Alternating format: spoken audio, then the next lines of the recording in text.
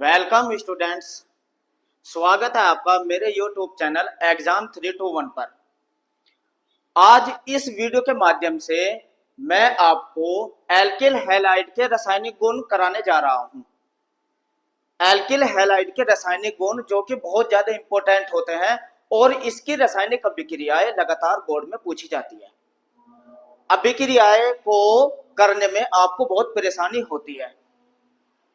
आपको किसी भी परेशानी का सामना ना करना पड़े, इसलिए मैं एक डायग्राम से रासायनिक अभिक्रिया याद कराता हूं।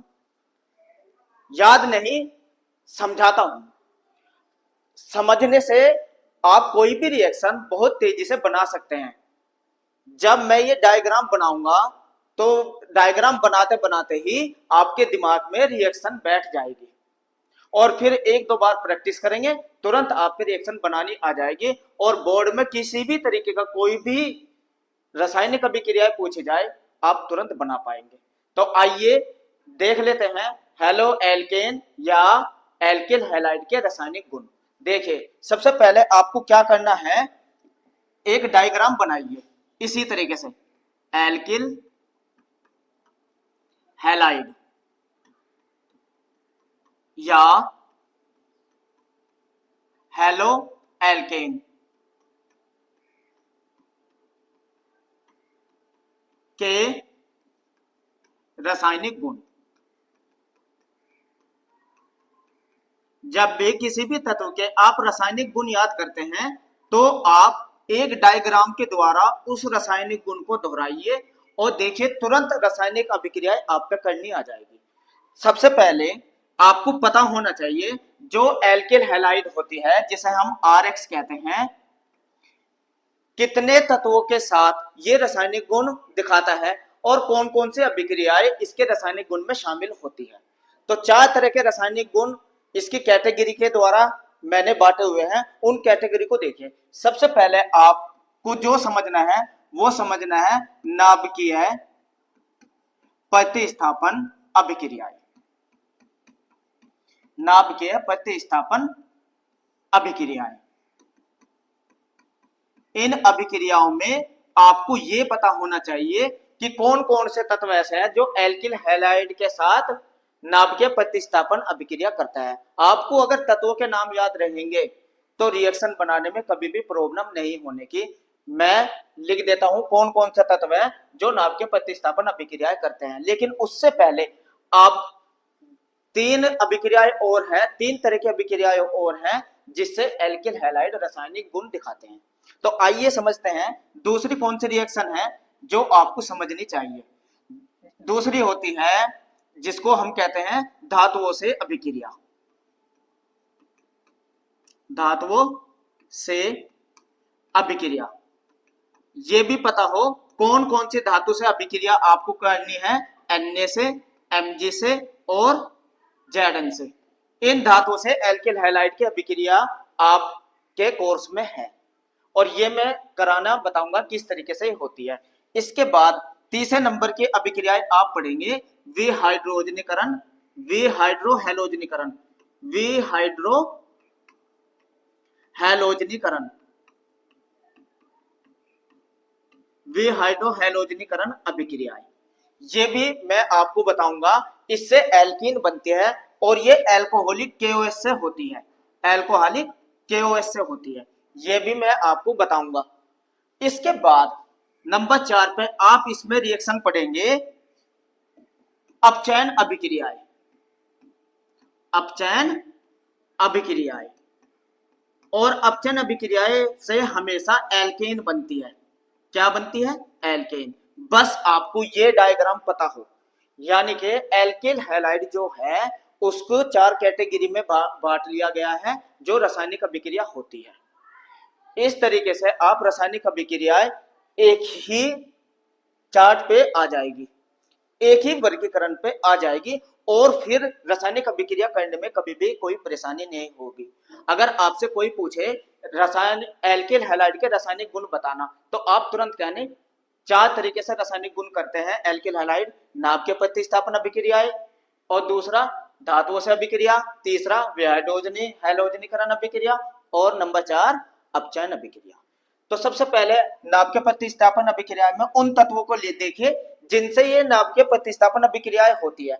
ये नाभिक प्रतिस्थापन अभिक्रियाएं कौन सी होती है, अगर ये पता चल गया तो तुरंत आप रिएक्शन बना पाएंगे। अभी समझा देता हूं, सबसे पहले लिख देता हूं कौन कौन से तत्व है। एजीओ नम, नंबर एक एजीओ जलीय है, केओएच, ये सभी स्टूडेंट को पता हो कौन कौन से तत्व नाभिक प्रतिस्थापन अभिक्रिया कहता है एल्किल हैलाइड से। जलीय NaOH भी जलीय ले सकते हैं, NaOH जलीय, और NaOR सोडियम एल्काक्साइड, और RCOOAg मोनोकार्बोक्सिलिक अम्ल का सिल्वर लवण, और इसके बाद हम करा सकते हैं KCN से, AgCN से, अमोनिया से, और इसके बाद NaNO2 से, AgNO2 से, AgNO3 से। अब जरा इन तत्वों को आप गौर से देखिए, रिएक्शन बनानी तुरंत आ जाएगी एक ही लाइन पे। इन तत्वों को आप जरा ध्यान से देखिए कि सभी तत्वों के साथ धातु आई हुई है। देखिए इसमें Ag धातु आई है, इसमें पोटेशियम है, इसमें सोडियम है, इसमें सोडियम है, इसमें Ag है, इसमें पोटेशियम है। देखिए क्या सभी तत्वों में धातु दिखाई दे रही है, अमोनिया को छोड़ के सभी तत्वों में धातु है। अगर सभी तत्वों में धातु है तो इसका मतलब रिएक्शन आसान हो जाएगी आपके लिए। कोई भी आपको ये बात नहीं बताने का, अब मैं बताता हूं। जितनी भी ये सारी धातुएं हैं, जितनी भी ये सारी धातु है वो R में से X को लेके बाहर हो जाएगी।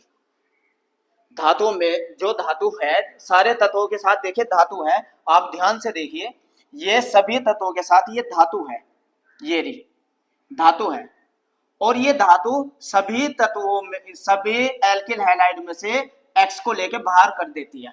अब R क्या बचता है हमारे पास, R के साथ जो धातु के साथ है बचता है न्यूक्लियोफिलिक अम्ल, जो बचता न्यूक्लियोफिलिक जो समूह बचता है, जैसे धातु के Na के बाद क्या बचा है OH, तो R के साथ OH जुड़ जाएगा, अल्कोहल बनेगा। इसमें क्या है CN जुड़ जाएगा, इसमें क्या बचा CN जुड़ जाएगा, इसमें क्या बचा RCOO जुड़ जाएगा, यानी कि ये बनेगा। धातु भार हो जाएगी X को लेके, बाकी जो तत्व बचा वो R के साथ जोड़ के लिख दीजिए। यही ना आपके प्रतिस्थापन अभिक्रिया होती है। कहां इतनी सारी रिएक्शन आप याद करते हैं, लेकिन इसमें भी कुछ खास बातों को आपको ध्यान रखना है रिएक्शनों को। मेरी पहले वीडियो में आपने ये वाली रिएक्शन यहां तक आपको मैंने समझाई थी अच्छे से और कराई भी थी। आज इस वीडियो में हम KCN, AgCN और अमोनिया से रिएक्शन सीखेंगे। तो आइए चलते हैं, KCN, AgCN और NH3 तीनों ही बहुत इंपॉर्टेंट अभिक्रिया होती है नाभिक प्रतिस्थापन अभिक्रिया। आइए समझ लेते हैं कि किस तरीके से होती है, देख लेते हैं। अब देखते हैं नंबर एक, KCN से अभिक्रिया। KCN से अभिक्रिया, अब इसमें आप लिखेंगे एल्किल हैलाइड, RX लिख देता हूं, एल्किल हैलाइड एल्कोहलिक,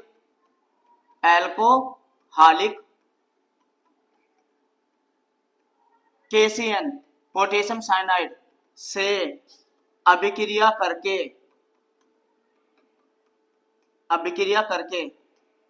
या गर्म करके अभिक्रिया करके क्या बना लेगा RCN, इसको क्या कहेंगे एल्किल साइनाइड, क्रिया करके एल्किल साइनाइड बनाता है।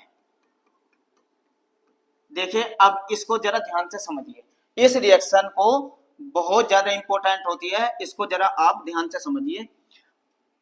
आप RX एल्किल हैलाइड की क्रिया जैसे ही KCN से कराएंगे, तो अभी मैंने थोड़ी देर पहले आपको बताया था जो धातु होती है वो X को लेके बाहर हो जाएगी, यानी कि K किसको लेके बाहर हो गया X को, क्या बचा RCN बनता है। पोटेशियम वो एल्किल साइनाइड प्राप्त होता है, एल्किल CN का मतलब होता है साइनाइड, कहीं लिख लीजिए आप, CN को कहते हैं साइनाइड या नाइट्राइल भी कहते हैं, नाइट्राइल। देखो ये बात तो सबको पता है कि एल्किल साइनाइड बनता है। लेकिन दिक्कतें जब आती है जब आपसे बोर्ड में पूछा जाता है एल्किल हैलाइड से कार्बोक्सिलिक अम्ल बनाए, या एल्किल हैलाइड से एमीन बनाए, या एल्किल हैलाइड से एमाइड बनाए। अब आपको रासायनिक गुण में कहीं भी एल्किल हैलाइड से कार्बोक्सिलिक अम्ल डायरेक्ट प्राप्त नहीं होता। फिर क्या करें? लेकिन बोर्ड में तो आता है ये, यहां तक तो सभी पढ़ के रख लेते हैं। लेकिन क्या इससे आगे भी आपको रिएक्शन पता है? आनी चाहिए इससे आगे भी। जो एल्किल साइनाइड होता है इसको मैं समझा देता हूं, फिर रिएक्शन करके दिखाऊंगा। एल्किल साइनाइड जो होता है इसको तीन तरीके से बदला जा सकता है। आगे देखिए कैसे। ये तीन तरीके अगर आपको पता चल गया तो कभी भी बोर्ड में रिएक्शन गलत नहीं होने की। नंबर एक जो मैं बताना जा रहा हूं, जो ये एल्किल साइनाइड है, अगर आप एल्किल साइनाइड का जल अपघटन करते हैं किसी अम्ल की या अक्षार की उपस्थिति में, रिएक्शन करके बताऊंगा, अम्ल की या अक्षार की उपस्थिति में जल अपघटन करते हैं तो एमाइड बनता है RCONH2। अब आप कहेंगे सर ये कैसे हो गया, एमाइड कैसे बन गया? अभी मैं बताता हूं एमाइड कैसे बना। अब आप देखिए जल को मैं ऐसे लिख दूं HOH, लिख दिया तो ये जो O है ये तो आ जाएगा C के साथ CO, और ये जो हाइड्रोजन के दो अणु बचे ये N के साथ, तो हुआ ना, तो एमाइड बन गया। इस एमाइड का आगे भी अगर जल अपघटन कर दिया जाए, आगे भी जल अपघटन कर दिया जाए तो अब आप ये रिएक्शन समझिए क्या होता है, RCOOH कार्बोक्सिलिक अम्ल प्राप्त हो जाता है। ये बहुत ज्यादा कार्बोक्सिलिक अम्ल, ये बहुत ज्यादा इंपॉर्टेंट अभिक्रिया है। और प्लस साथ के साथ अमोनिया निकलती है। अमोनिया कैसे ये भी समझिए। जो जल है अभी मैंने बताया था OH और H, ये तो होता है जल। तो ये जो OH है ये तो आ जाएगा C के साथ, देखो RCOOH ये बन गया, और ये हाइड्रोजन NH2 के साथ जाके अलग हो जाएगा, अमोनिया बाहर हो जाएगी, तो कार्बोक्सिलिक अम्ल बना। अगर अब एल्किल हैलाइड से कार्बोक्सिलिक अम्ल प्राप्त करना हो तो तुरंत आप क्या कर सकते हैं, RCN की अभिक्रिया कराइए। लेकिन एक बात वो ध्यान रखिए, केमिस्ट्री में बहुत कम ऐसी रिएक्शन है जो कार्बन की संख्या को बढ़ा देती है। जब आप यहां देख रहे होंगे कि R में, अगर मैं R में एक C लेके कराऊं रिएक्शन तो दो कार्बन वाले तत्व प्राप्त होते हैं, दो कार्बन जुड़ जाते हैं, यानी कि ये जो रिएक्शन है ये कार्बन की संख्या को बढ़ा देते हैं। मैथ से एथ बनवाएगा तो दो कार्बन है तो समझ जाना KCN की क्रिया करानी है।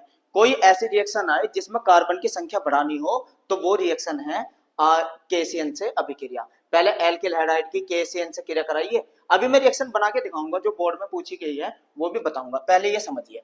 तो अगर आपने RCN प्राप्त कर लिया तो इसका आगे भी आपको ये उपयोग पता हो। अगर आप यही अभिक्रिया अक्षारीय H2O2 की उपस्थिति में इसका जल अपघटन करते हैं, अक्षारीय H2O2 की उपस्थिति में KCN का जल अपघटन करते हैं तो तब एमाइड बनता है, बस RCONH2। ये सभी को पता हो क्या बनता है, एमाइड बनता है। अगर एमाइड बनाने को आए तो इस तरीके से वही H2O तो जैसे मैंने यही समझा था ये रहा, लेकिन किसकी उपस्थिति में होता है, अक्षारीय H2O2 की उपस्थिति में, हाइड्रोजन पेरोक्साइड की उपस्थिति में। इसके बाद अगर हम करते हैं इसका अपचयन RCN का, यानी कि जो एल्किल साइनाइड प्राप्त हुआ है अगर इसका अपचयन कर रहे हैं सोडियम प्लस एथिल अल्कोहल की उपस्थिति में अपचयन अभिक्रिया कर रहे हैं, या H2Ni के द्वारा अपचयन कर रहे हैं, ये क्रिया कहलाती है अपचयन, बहुत ज्यादा इंपॉर्टेंट है। तो अब आप देखिए अपचयन अभिक्रिया से क्या बनता है, RCH2NH2 मैथ एल्किल प्राथमिक एमीन बनेगी, क्या बनेगा, प्राथमिक एमीन। तो देखिए प्राथमिक एमीन भी आपसे अगर एल्किल हैलाइड से कराने को आए तो रास्ते पहले केसीएन से क्रिया कराइए और केसीएन को ऐसे बढ़ाइए। तो केसीएन से तीन तरीके से तीन तत्वों को आप प्राप्त कर सकते हैं, कार्बोक्सिलिक अम्ल भी, एमाइड भी और प्राथमिक एमीन भी। अब रिएक्शन बताऊं बोर्ड में कैसे आती है? यही रिएक्शन दिमाग खराब कर देती है अगर आती है। तो क्या होता है, अगर आपसे पूछा जाए कैसे प्राप्त करोगे, कैसे प्राप्त करोगे मैथिल ब्रोमाइड से, मैथिल ब्रोमाइड से एसिटिक अम्ल, एसिटिक अम्ल, ये क्वेश्चन बोर्ड में आ गया और लगातार आता है।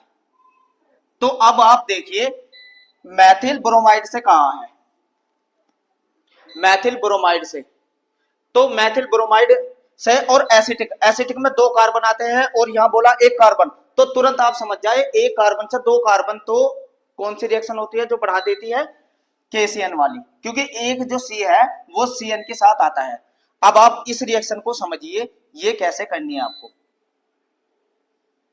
क्वेश्चन ये था। अब देखिए किस तरीके से ये क्वेश्चन करना है आपको, अब जरा समझिए।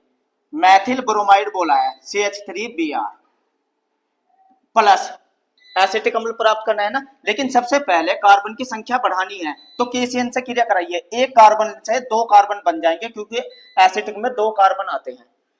तो जब कार्बन बनाने वाले कोई रिएक्शन आए, इसको गर्म करेंगे एल्कोहलिक, केसीएन से क्रिया कराएंगे तो आप समझ जाएंगे CH3CN बनेगा और क्या बाहर हो जाएगा?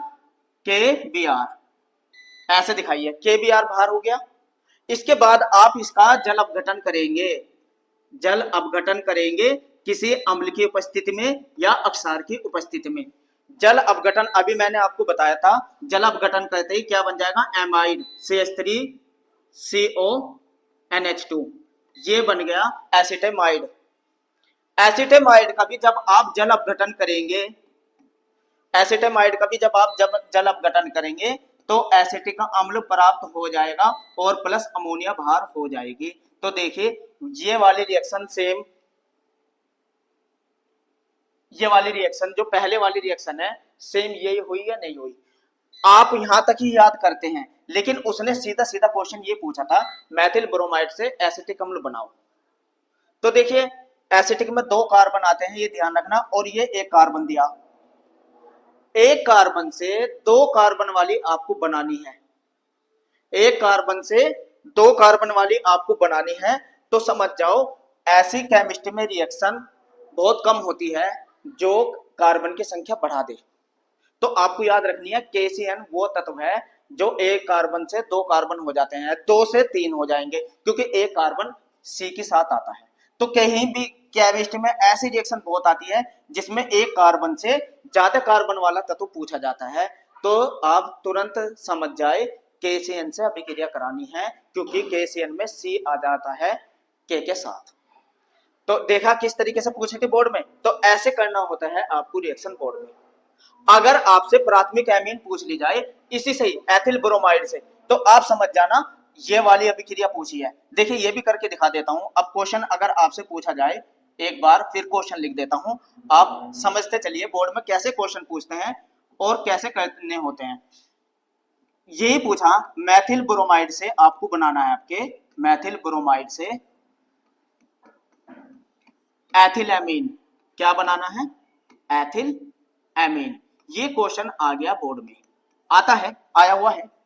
मैथिल ब्रोमाइड, मैथिल में एक कार्बन आता है और बनाना क्या है आपको? एथिल। देखिए एथिल में दो कार्बन आते हैं, तो जब भी ऐसे रिएक्शन आए बोर्ड में एक कार्बन से दो कार्बन वाला कोई भी तत्व बनवाए, तो आप समझ जाना एल्कोहलिक केसीएन से अभिक्रिया होती है एल्किल हैलाइड की, क्योंकि वो एक कार्बन से दो कार्बन बदल जाता है। देखिए कैसे, मैथिल ब्रोमाइड लिखिए CH3Br, इसकी क्रिया जब हम कराएंगे एल्कोहलिक केसीएन से, एल्कोहलिक केसीएन से जैसे ही कराते हैं, गर्म करते हैं इसको, तो KBr तो बाहर हो जाएगा, KBr बाहर, ठीक है, ये बाहर हो गया और क्या बचा? CH3CN। तो देखिए एक कार्बन से दो कार्बन आ गए, तो पहले तो चैलेंज यही था आप पे कि एक कार्बन को दो में कैसे बदला जाए, बदल गया, मैथिल साइनाइड बन गया। अब इसका जैसे ही हम क्या करेंगे, अपचयन करेंगे, इसका क्या करना है, अपचयन। अपचयन का मतलब होता है हाइड्रोजन का जुड़ जाना, ये हाइड्रोजन का जुड़ जाना, और किसकी उपस्थिति में बताया था मैंने, या तो NiH2 की उपस्थिति में या Na प्लस एथिल अल्कोहल, इन दोनों में से कोई सा एक ले लीजिए, चाहे ये। अपचयन करने से होता क्या है, अब आप अपचयन देखिए, अपचयन समझिए, ये बन जाता है CH3 CH2 NH2, ethyl amine बन जाती है। कैसे, ये जो हाइड्रोजन, दो तो हाइड्रोजन यहां आ जाएंगे C के साथ, दो हाइड्रोजन तो यहां, और दो हाइड्रोजन N के साथ, तो टोटल कितने हाइड्रोजन लगे, 4, तो यहां 4 लिख दीजिए। इस तरीके से अपचयन अभिक्रिया द्वारा प्राथमिक एमीन भी बन गई, किससे, मैथिल ब्रोमाइड से।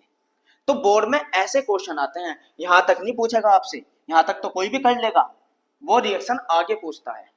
तो ऐसी रिएक्शन जो कार्बन की संख्या को बढ़ा देती है, वो ज्यादा इंपॉर्टेंट हो जाती है।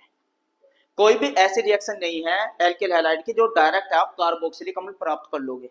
तो कार्बोक्सिलिक अम्ल कभी भी प्राप्त करना हो तो उसकी क्रिया KCN से ही कराएं। और ये इस अभिक्रिया की खास बात ये होती है, ये कार्बन की संख्या बढ़ा देती है। बोर्ड में अगर ऐसा क्वेश्चन मिले जिसमें कम कार्बन से ज्यादा कार्बन वाले कोई चीज बनानी हो, तो KCN से अभिक्रिया कराइए एल्किल हैलाइड की। ये तो बात समझ में आ गई। तो इसलिए ये अभिक्रिया इंपॉर्टेंट होती है, इसलिए मैं बहुत प्यार से आपको KCN की अभिक्रिया कराई है।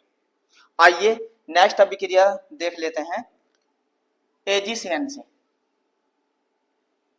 अब हेडिंग डालिए AgCN से अभिक्रिया नंबर 2, AgCN सिल्वर साइनाइड से अभिक्रिया, सिल्वर साइनाइड से अभिक्रिया। अगर सिल्वर साइनाइड से अभिक्रिया बोर्ड में आती है तो अब ये बात बहुत ज्यादा इंपॉर्टेंट है, ये ध्यान रखना, RX एल्किल हैलाइड की, एल्किल हैलाइड को AgCN एल्कोहलिक के साथ गर्म करने पर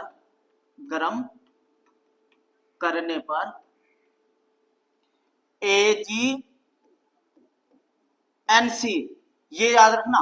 देखो K के साथ कराया था तो साइनाइड बना था, लेकिन Ag के साथ कराएंगे तो आइसोसाइनाइड कहते हैं, नाइट्रोजन की तरफ आके जुड़ता है, वो सॉरी RNC एल्किल आइसोसाइनाइड प्राप्त होता है। अब आप जरा समझिए कैसे आइसोसाइनाइड कैसे बनता है। NC अगर कहीं होता है इसे आइसोसाइनाइड कहते हैं, आइसोसाइनाइड, ये याद रखिए, या आइसोनाइट्राइल ये होता है। अब इसकी अभिक्रिया समझिए, ये याद रखना KCN से अलग तरीके से अभिक्रिया करता है ये। RX की अभिक्रिया जैसे ही आप AgCN से कराएंगे एल्कोहलिक और इसको गर्म करेंगे तो देखिए क्या बनेगा, RNC, ये बनेगा एल्किल आइसोसाइनाइड, और क्या बाहर हो जाएगा, AgX। तो ये तो सबको पता है, ये तो पता है कि NC बनेगा, ये आपको पता है, लेकिन क्या आगे भी उसी की तरह ये भी रिएक्शन करता है। अंतर क्या होता है, अंतर समझिए, बस दोनों ही रिएक्शन में अंतर समझिए। उसमें तो CN बना था साइनाइड KCN से, इसमें NC बना आइसोसाइनाइड, ये एक अंतर तो ये हुआ। दूसरा, जब ये जो RNCN बना है, RNC, ये दो तरीके से अभिक्रिया करता है। इसका भी अगर आप जल अपघटन कर देंगे, किसकी उपस्थिति में, अम्ल की उपस्थिति में होता है ये जल अपघटन, अक्षार की उपस्थिति में जल अपघटन नहीं होता, पहली बात तो ये ध्यान रखना। तो अब आप देखिए क्या बनेगा, RNH2 प्लस COOH। अब ये बात ध्यान देने की है, HCOOH फार्मिक अम्ल बनता है इससे, फार्मिक अम्ल, उसमें दो कार्बन वाला बनना था, इसमें एक कार्बन वाला बनेगा। अगर अब कहे मैथिल क्लोराइड से फार्मिक अम्ल सेम कार्बन वाला बनवाए, उसमें कार्बन की संख्या बढ़ी थी, इसमें देखो कार्बन की संख्या सेम है। अब ये रिएक्शन हुई कैसे, अब देखिए ये जो जल के अणु है, दो जल के अणु लीजिए आप, देखो जल के दो अणु ले लेते हैं, रिएक्शन भी आपको यही समझा देता हूं। HOH एक ये ले लिया, HOH एक ये ले लिया। अब होता क्या है, ये लिया है तो ये दो H के अणु, एक ये N के साथ जुड़ जाएगी यहां, तो RNH2 ये बन गई प्राथमिक एमीन। प्राथमिक एमीन भी बना सकते हैं इससे, बन गई।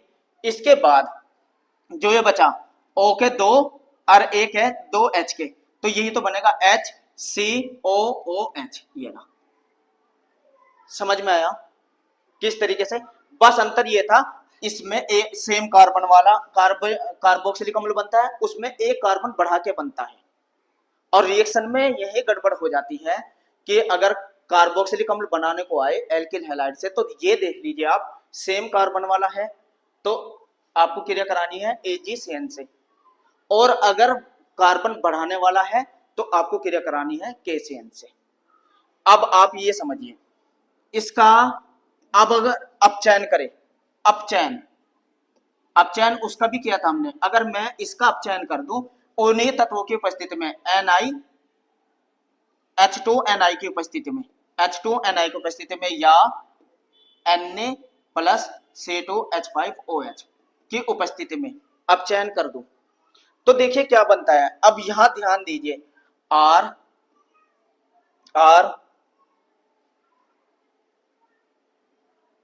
NH2CH3, इसमें द्वितीयक एमीन बनेगी। क्या बनेगी? द्वितीयक एमीन। अब ये द्वितीयक एमीन कैसे बनी है ये देखिए, अपचयन हो रहा है, अपचयन का मतलब है हाइड्रोजन का जुड़ना। ये जो हाइड्रोजन है, दो हाइड्रोजन तो इस N पे आके जुड़ेगी, दो, और तीन हाइड्रोजन यहां जुड़ेगी, दो हाइड्रोजन नहीं, एक हाइड्रोजन जुड़ेगी, सॉरी यहां NH, एक हाइड्रोजन जुड़ेगी और तीन यहां, तो हाइड्रोजन के चार अणु लगेंगे 4H। ये अपचयन से द्वितीयक एमीन बनती है और उससे प्राथमिक एमीन बनी थी। अंतर याद रखिए, KCN से प्राथमिक एमीन बनी थी और AgCN से द्वितीयक बनेगी। अगर बोर्ड में द्वितीयक एमीन बनाने को आए तो आप इससे बनाना। चलिए कैसे क्वेश्चन आता है, मैं एक लिख देता हूं ताकि आप कंफ्यूजन ना हो। अगर क्वेश्चन आए,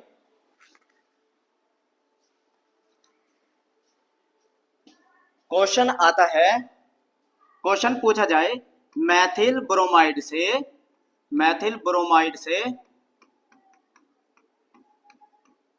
फार्मिक अम्ल बनाओ, ये अगर क्वेश्चन आपसे पूछा जाए फार्मिक अम्ल बनाओ, तो अब आप देखिए मैथिल में एक कार्बन आता है और फार्मिक में भी एक कार्बन आता है, तो आप समझ जाए कि AgCN से क्रिया होनी है। और अगर ये कहता है एसिटिक अम्ल बनाओ, एसिटिक, तो एसिटिक अम्ल में दो कार्बन आते हैं, तो अगर दो कार्बन वाला कोई कार्बोक्सिलिक अम्ल बनवा रहा है तो KCN से अभिक्रिया करनी है, और सेम कार्बन वाला अगर बनवाता है तो AgCN से अभिक्रिया करनी है।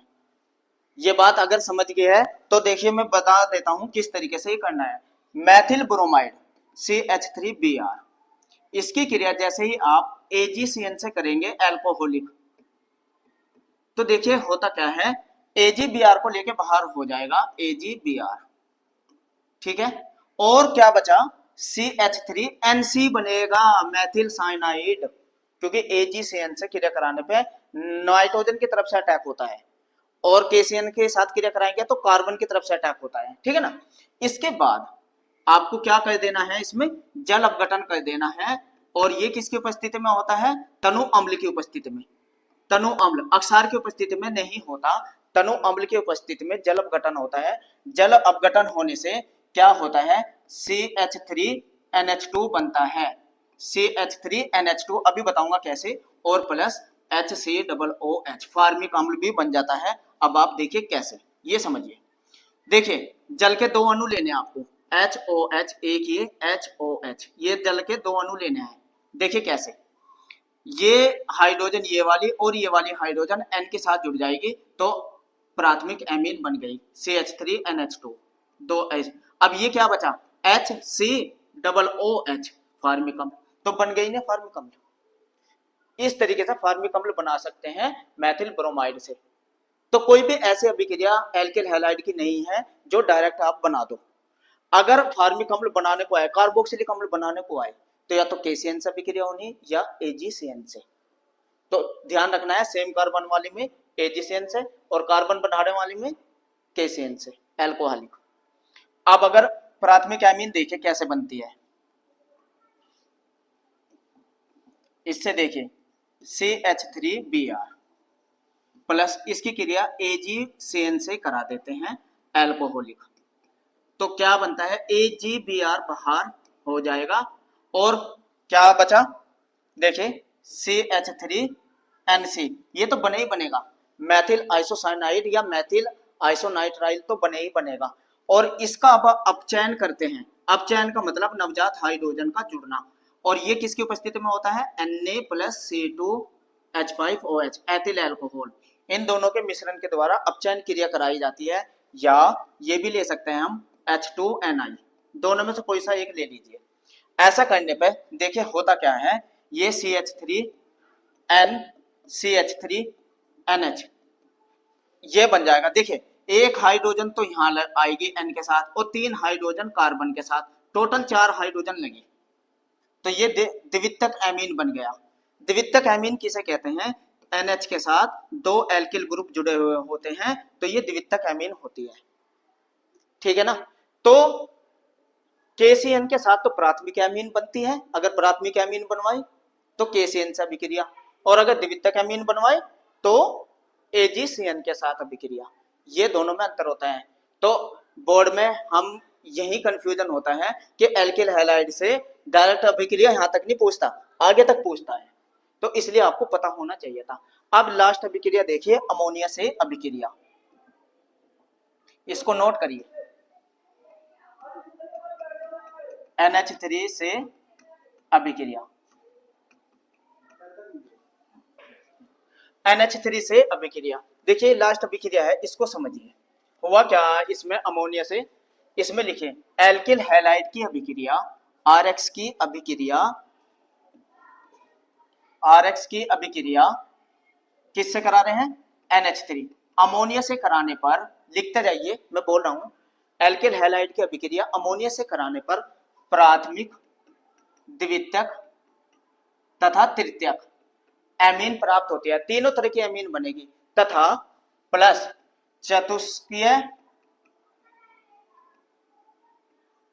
चतुष्कीय अमोनियम ब्रोमाइड भी बनता है, चतुष्कीय अमोनियम लवण लिख लीजिए, अमोनियम लवण भी बनता है। अब कैसे बनता है अमोनिया की अभिक्रिया समझिए बस आप, देखिए ये लिया, चलो इसमें मैथिल ले लेते हैं, मैथिल ब्रोमाइड, ठीक है, इसकी क्रिया अमोनिया से करा देते हैं।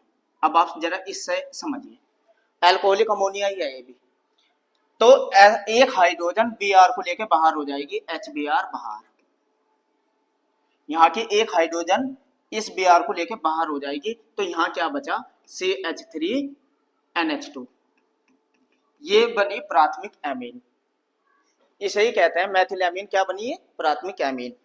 और अगर यही जो प्राथमिक एमीन है, इसको दोबारा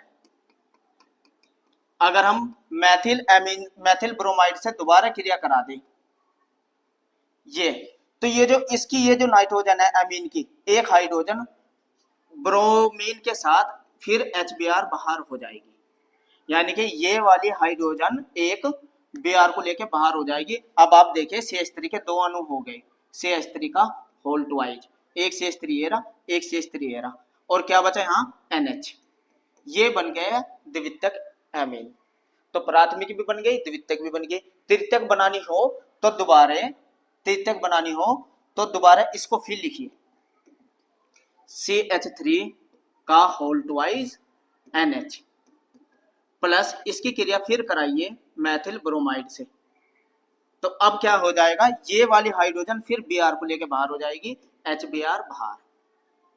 तो अब मैथिल के कितने ग्रुप हो गए, 2 ये रहे, 1 ये रहे, 3 ग्रुप हो गए ना मैथिल के। CH3 का होल थ्राइज बन गया, और क्या बचा N, ये बन गई तृतीयक एमीन। तो प्राथमिक, द्वितीयक, तृतीयक एमीन बन गई। अब चतुष्क लवण कैसे बनेगा, ये तृतीयक एमीन अगर फिर दोबारा लिख ले हम, ये देखिए CH3 का होल थ्राइज N और इसकी क्रिया फिर करा दी जाए CH3Br से। अब क्या अमोनियम चतुष्क अमोनियम लवण बनेगा, यानी कि सारा का सारा ग्रुप जुड़ जाएगा। CH3 क्या होल थ्राई ये थे, एक ही रहा, तो CH3 का होल 4 हो जाएगा, चतुष्क बन जाएगा, और N के साथ Br आके जुड़ जाएगा, तो यही बन जाएगा चतुष्क चतुष्कीय अमोनियम लवण। ठीक है ना। तो इस तरीके से आपने देखा प्राथमिक द्वितीयक तृतीयक चतुष्क बन गया। तो ये आपने पढ़ी KCN, AgCN और अमोनिया की बहुत मोस्ट इंपोर्टेंट एल्किल हैलाइड के साथ अभिक्रिया। तो अगर आपको बोर्ड में बेहतर तैयारी करनी है तो इसी तरीके से मेरे रिएक्शनों को देखते रहे, किस तरीके से मैं बना रहा हूं, ऐसे ही आप एक दो बार प्रैक्टिस करें, पहले वर्गीकरण को अच्छे से समझे, फिर उसी के अकॉर्डिंग आप तैयारी करें, तो बोर्ड में कभी भी रिएक्शन गलत नहीं होने की। तो वीडियो अगर अच्छी लगी है तो लाइक करिए, कमेंट्स करिए और सब्सक्राइब करना ना भूलें। मिलते हैं नेक्स्ट वीडियो में प्रतिस्थापन अभिक्रियाओं के साथ। मेरे साथ जुड़े रहने के लिए थैंक्स।